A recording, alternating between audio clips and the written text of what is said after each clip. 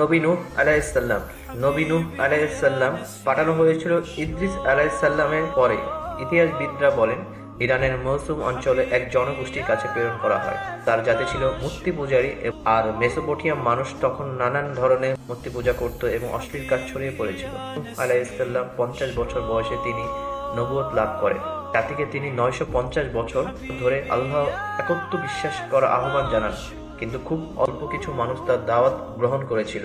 নূহ আলাইহিসসালামের জাতি অধিকাংশ তার কথা শুনত না, তাকে উপহাস করত, তাকে অত্যাচার করত। আর তিনি যখন নিশ্চিত হলেন আর তারা কখনো ঈমান আনবে না, তখন তিনি আল্লাহর কাছে দোয়া করলেন। আল্লাহ তাআলা তাকে জানান এক মহাপ্লাবন আসছে।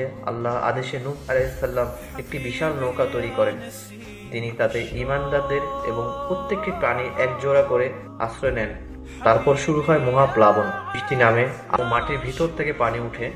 যেসব লোক ঈমান আনেনি তারা সবাই পানিতে ডুবে যায় এবং এই বন্যায় 6 মাস পর্যন্ত স্থায়ী হয় এবং শেষ নূহ আলাইহিসসালামের নৌকা যদি পর্বতে স্থির হয়। দুঃখজনকভাবে তার এক পুত্র নৌকা ওঠেনি এবং সে পানিতে ডুবে মারা যায়। নূহ আলাইহিসসালামের ছিল 3 পুত্র, শাম, হাম, ইয়াফিস। এই 3 জনের বংশ থেকেই পরবর্তী মানব জাতি ছড়িয়ে পড়ে।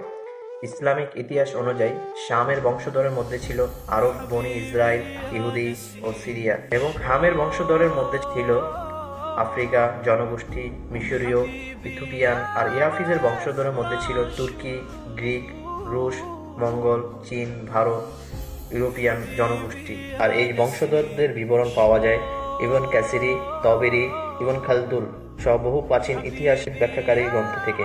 আর এই কারণে বলা হয় নূহ আলাইহিসসালাম দ্বিতীয় আদম, কারণ তার থেকেই পুরো মানব জাতির বিস্তার ঘটে। তিনি প্রায় 1000 বছর বেঁচে ছিলেন। কোরআনে বহু জায়গায় নূহ আলাইহিসসালাম সম্পর্কে উল্লেখ করা আছে। তাকে বলা হয় আল্লাহর প্রতি অত্যন্ত কৃতজ্ঞ বান্দা। পরবর্তী আমরা যে নবী সম্পর্কে জানতে পারবো নবী হুদ আলাইহিসসালাম সম্পর্কে। ভিডিওটি ভালো লাগলে লাইক, শেয়ার, সাবস্ক্রাইব করতে ভুলবেন না।